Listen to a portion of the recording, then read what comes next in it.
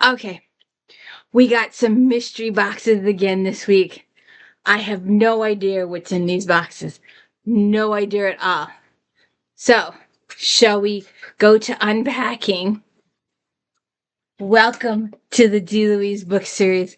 I'm Christina, KRISTINA. This is where we read books, talk about books, no special effects, no theme music, none of that fancy schmancy stuff going on here.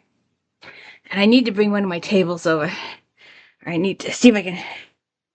I've got a gazillion boxes today. See if I can bring this over just a smidge.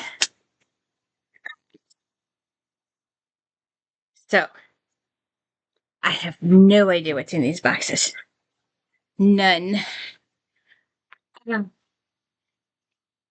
See if I can bring this over.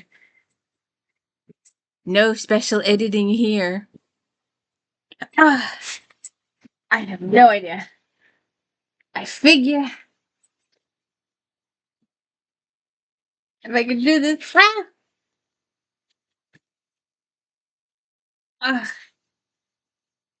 Okay. That was dangerous. What you think?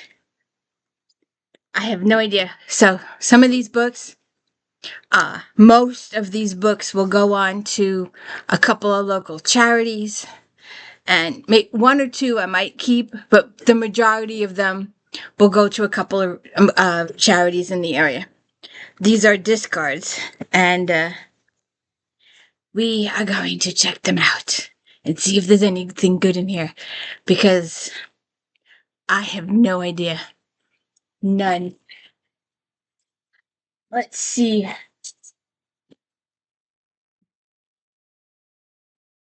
Stephanie Barron, Jane and the Waterloo Map.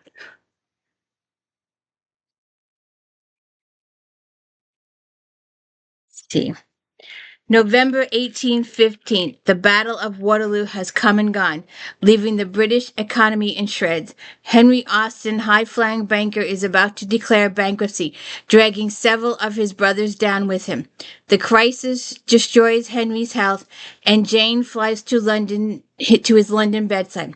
Believing him to be dying, while she's there, the chaplain to His Royal Highness, the Prince Regent, invites Jane to tour Carlton House, the Prince's fabulous London home. The chaplain is a fan of Jane's books, and during the tour he suggests she dedicate her next novel to Emma, to H.R.H., whom she despises.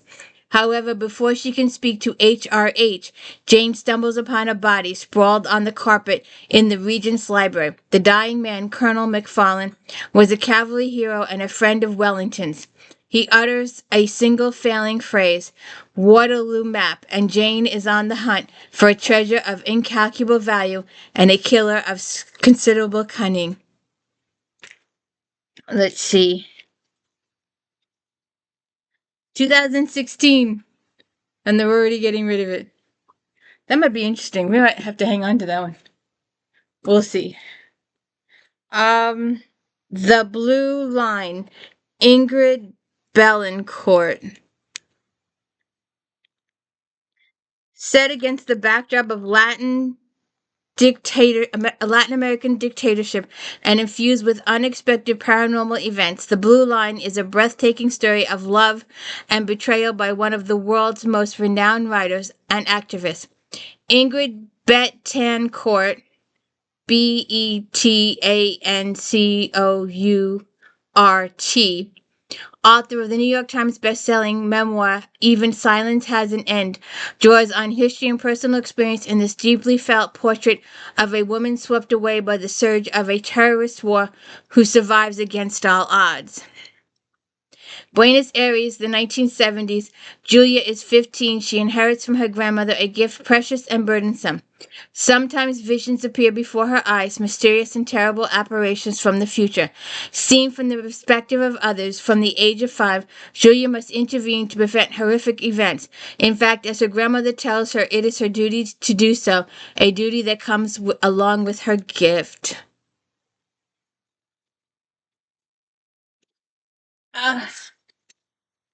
The Iron Water, Chris Nickerson, a Tom Hopper mystery.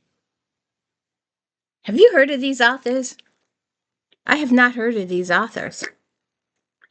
Leeds, October 1893. Detective Inspector Tom Harper is witnessing the demonstration of a devastating new naval weapon, the torpedo at Round Hay Park.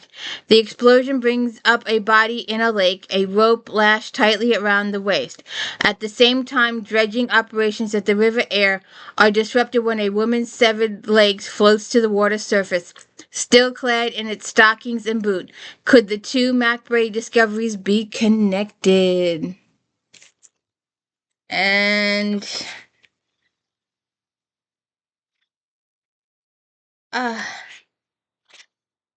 2016. Shoot, gotta sneeze. Oh, I wanted to show you. Discard. Ah, oh my god. We might have to keep her. Lisa Gardner, catch me. You know, I just saw it today.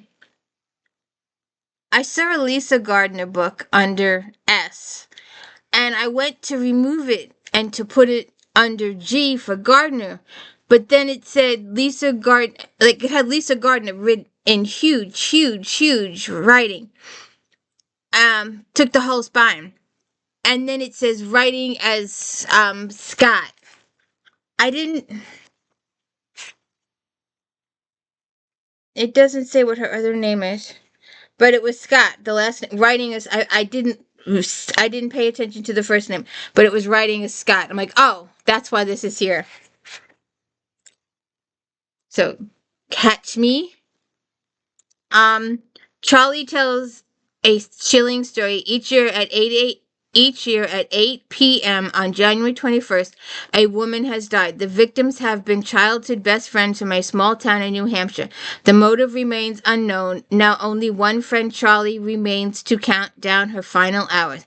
But as Dee Dee quickly learns, Charlie Grant doesn't plan on going down without a fight. By her own admission, the girl can outshoot, outfight, outrun anyone in Boston. Which begs the question, is Charlie the next victim or the perfect perpetrator? As Dee Dee tracks a vigilante gunman who is killing pedophiles in Boston, she must also delve into the murders of Charlie's friends, racing to find answers before the next gruesome January 21st anniversary. And 2012. And we've already done 2012 in Flashback Monday. Bummer. I have no idea what's in any of these. Oh, Heartland. Mort, Sahl. I have never heard of this guy. And I did a cowboy video not too long ago. Go check out my if thens. I did cowboys. Oh, I gotta sneeze again. Mort Sahl is the pioneer and still the champion of stand-up contemporary satire. Oh, so it's not a... As Woody Allen attests, he is the forerunner of today's comedians. This book evokes reflection and laughter. In Mort Sahl's humor and in his anger, America becomes his loving and righteous obsession. Okay. What are you crying over, Miss Smokey? Excuse me a second.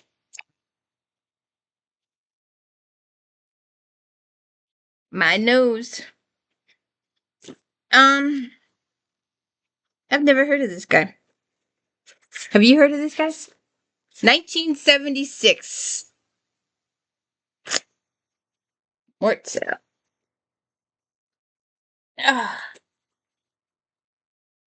Just like Jack. Autographed.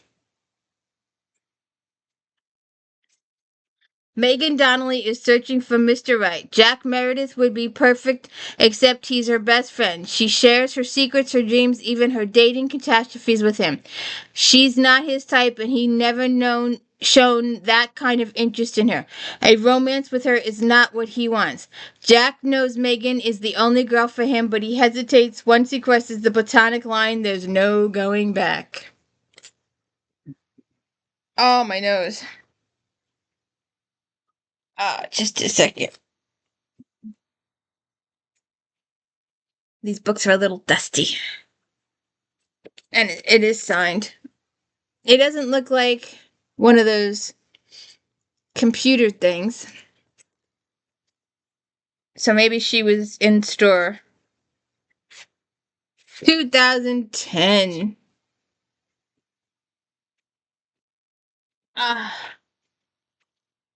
Behind the scenes at the museum, Kate Atkinson. It's got some wear on it. It's been read.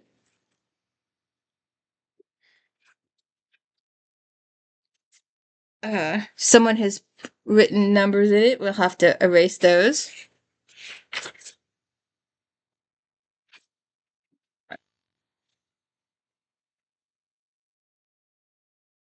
$1997. Let's see. Ruby Lennox begins narrating her own life at the moment of her conception, and from there takes the reader on a whirlwind tour of the 20th century as seen through the eyes of a girl determined to learn more about her family and the secrets it kept. Kate Atkinson's dazzling first novel, named the 1995 Whitbread Book of the Year in England, is a darkly comic, deeply moving story of family heartbreak and happiness. Okay.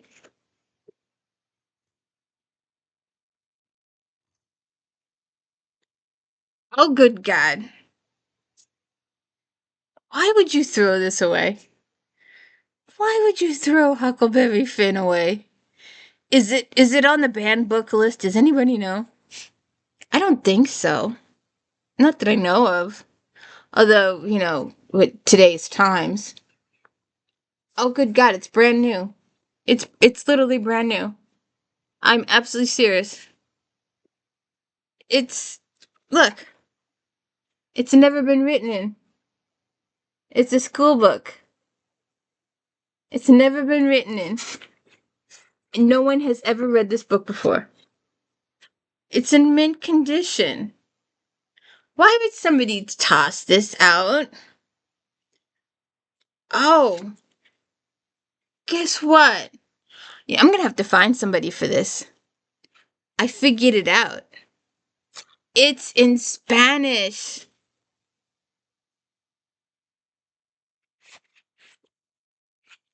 It's in Spanish. In Spanish. Mint condition book. Anybody out there speak Spanish, read Spanish, wants a free Huckleberry Finn book?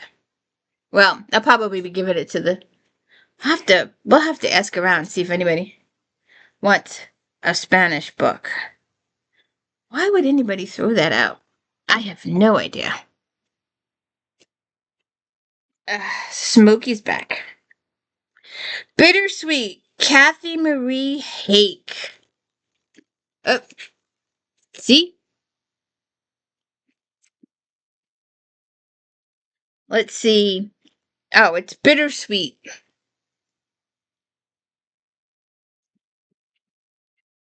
Let's see. 2007. Darn it. Larry, Lainey McCain understands why Galen has so graciously offered to help the Grubb siblings. Anyone can tell that they desperately need more adequate clothing and some solid food to fill out the empty spaces in their bellies. But could Galen's interests go beyond simple charity? She's well aware that Ivy can cook, tend the garden, and manage the myriad of tasks a farmer's wife must oversee. Laney, on the other hand, knows the proper fork to use at each course, but otherwise is still a novice in the kitchen. It's interesting.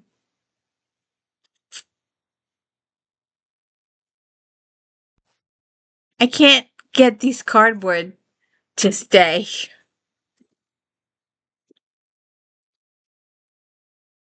Oh, good Lord. The third sod girl. I might keep this one. We'll see. Anne Quick, who's also known as Jane Ann Krentz, if you didn't know. Leonie Hewitt, disguised in men's formal evening clothes, has secretly made her way into Lord Delbridge's private museum to recover a relic stolen from her family years ago. But someone else is there in the dimly lit gallery on the same errand, a tall, black-cloaked man whose very voice is enough to put her in a trance. Thaddeus Ware, a mesmerist with a powerful psychic energy, is accustomed to fearful reactions from others, women in particular. After all, a man who can control the minds and actions of others could rob a lady of her virtue without her ever knowing. But Leona shows no trace of hysteria in his presence. Forced to be reckoned with as both a gifted crystal worker and a woman, she exerts a rather hypnotic power over the hypnotist himself, and she is determined to keep the crystal they recovered by giving him the slip at a rundown London inn. Let's see. 2008.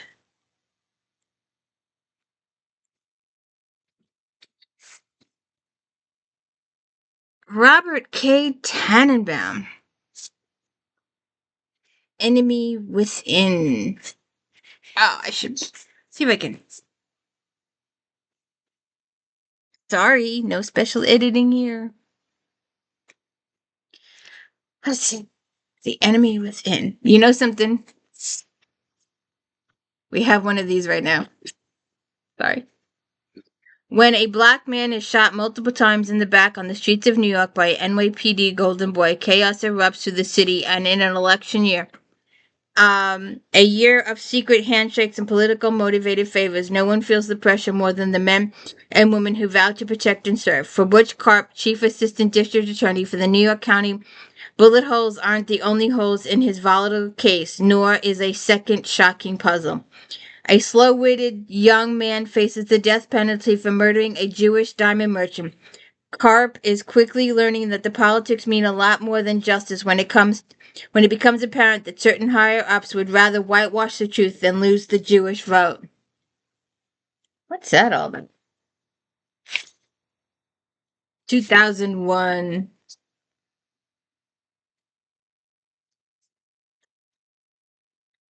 There are a lot of books in here. The Bones in the Attic. Robert Barnard.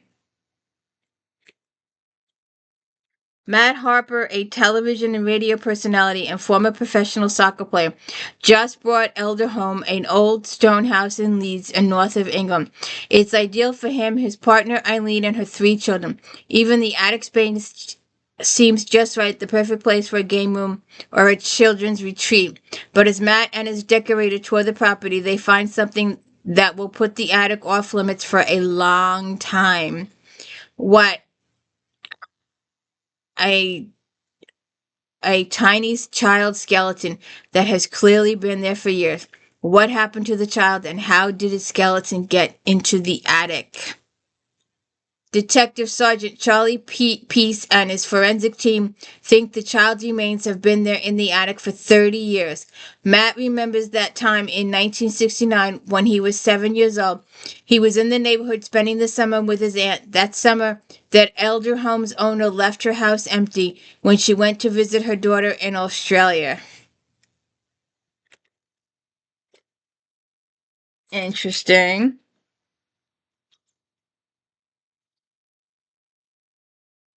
2001.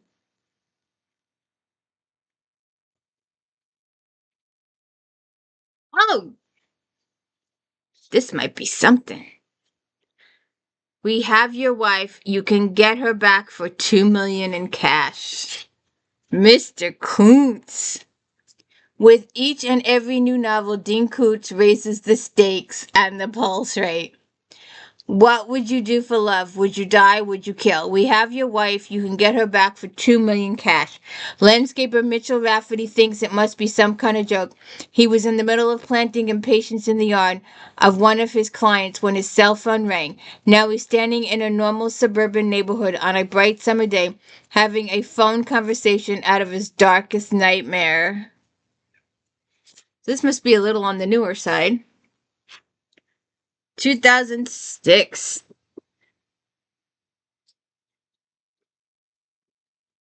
Let's see. What's this? The Creole Princess, Beth White. 1776, all along the eastern seabow. Independence rages, but the British held southern part of Mobile, Alabama. The conflict brewing is much quieter, though no less deadly. Lice Lanier may be largely French in heritage, but she spends most of her time in the company of Ebel, daughter of the British commander of Mobile.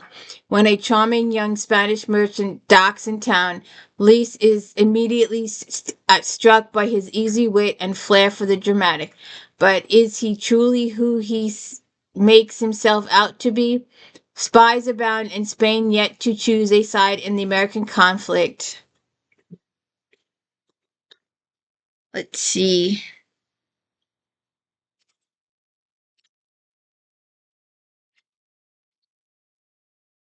2015. Am I discarding this already?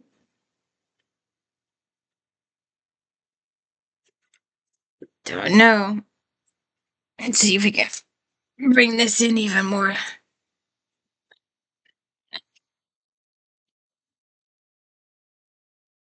The Vanishing Act of Esme Lennox. In the middle of tending to everyday business at her vintage clothing shop and sidestepping her married boyfriend's attempts at commitment, Iris Lockhart receives a stunning phone call. Her great aunt Esme, whom she never knew existed, is being released from Calderstone Hospital, where she has been locked away for more than 60 years. Iris's grandmother Kitty has always claimed to be an only child, but Esme's papers prove she is Kitty's sister, and Iris can see the shadow of her dead father in Esme's face. Esme has been labeled harmless, sane enough to coexist with the rest of the world, but she's still basically a stranger, a family member never mentioned by the family, and the one who is sure to bring life-altering secrets with her. Damn, 60 years. That's a long time. Got the old discard there. 2006.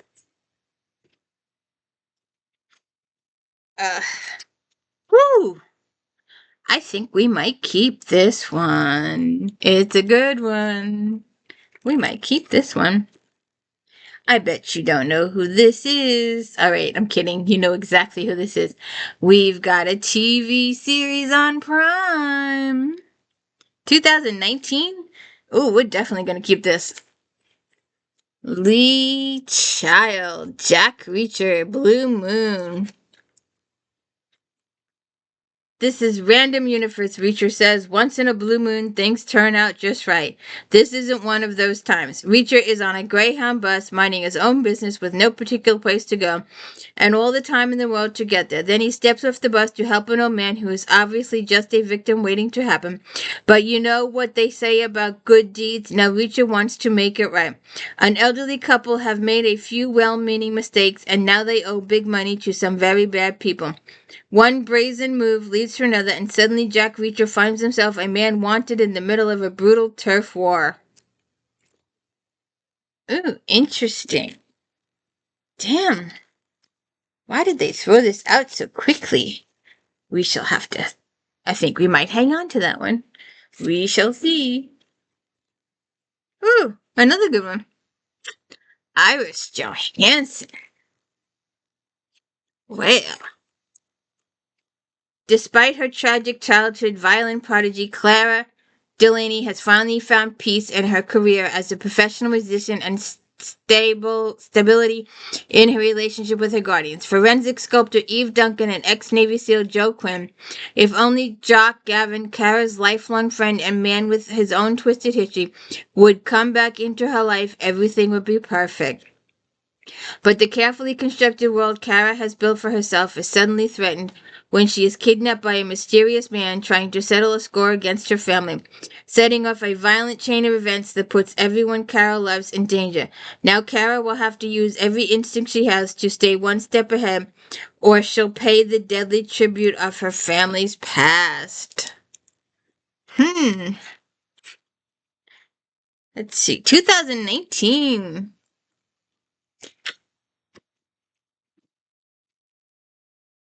Quicksand, CAROLYN BAUGH.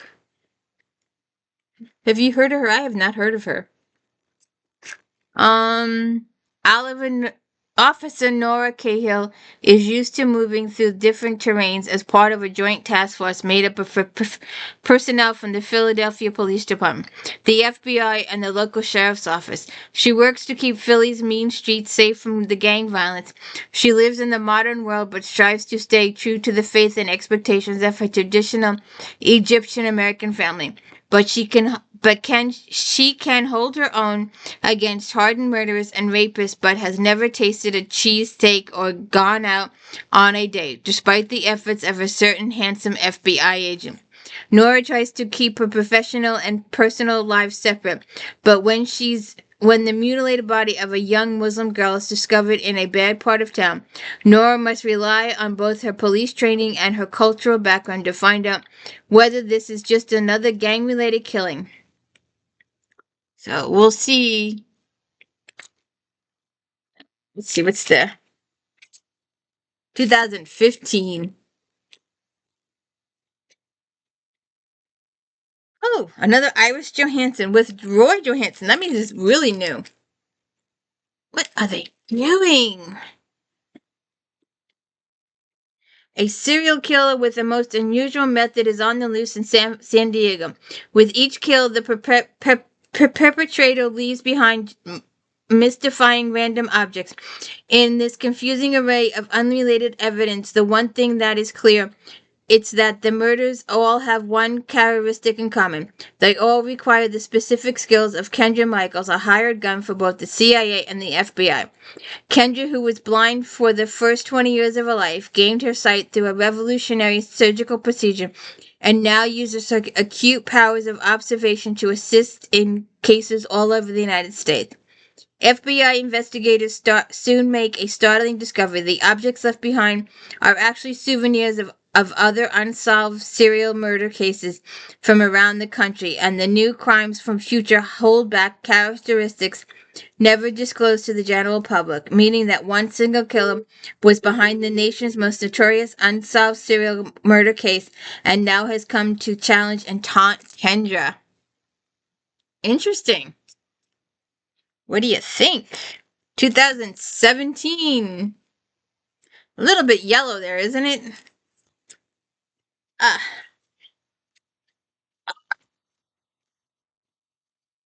We have finished this box. We will do the next box next week. But I don't know. I do not know. The Great River, BOYCE UPHOLT.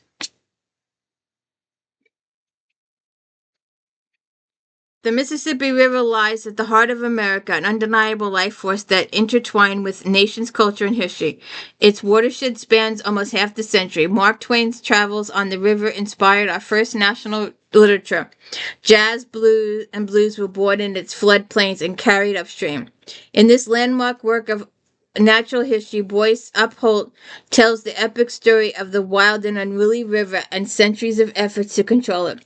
Over thousands of years, the Mississippi watershed was home to millions of indigenous people who regarded the great river with awe and respect, adoring its banks with astonishing spiritual earthworks. The river has never changing, and indigenous tribes embrace and even depend on the regular flooding, but the expanse of the watershed and the rich soils of the floodplain lured European settlers and American pioneers who had a different version. The river was foe to conquer. Let's see.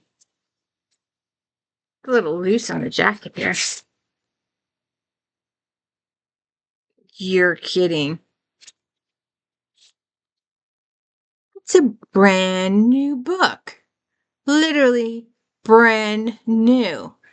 2024. Why would you? I don't know. All right. These last two books, you know these peeps. Check out my forensics if then. If you like this book, then you might like this book. And Patricia Cornwell, Kathy Reichs, and the rest of them. Check it out. Let's see.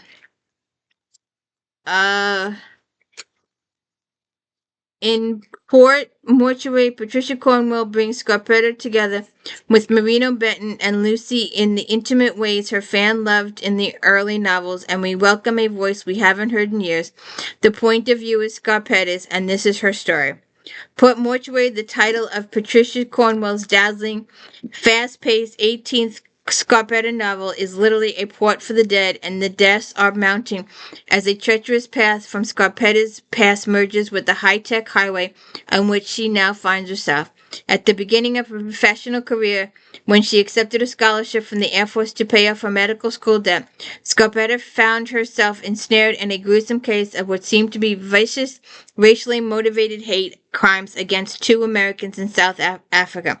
Now, more than 20 years and many career successes later, her secret military ties have drawn her to Dover Air Force Base, where she has been immersed in a training fellowship to master the art of CT-assisted virtual autopsy, a procedure the White House has mandated that she introduce to the private sector.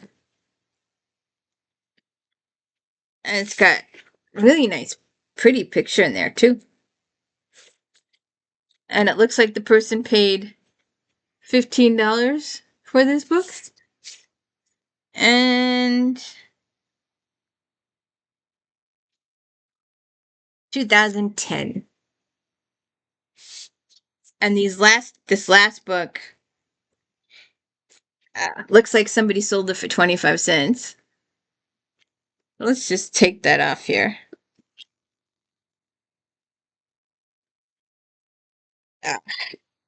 It's a little on the not moldy side, but so. Have you seen Jurassic Park lately? The Lost World. It's the good paper. It's the expensive paper that, I always say that publishers, if they know a book's going to do well, they'll use the expensive paper.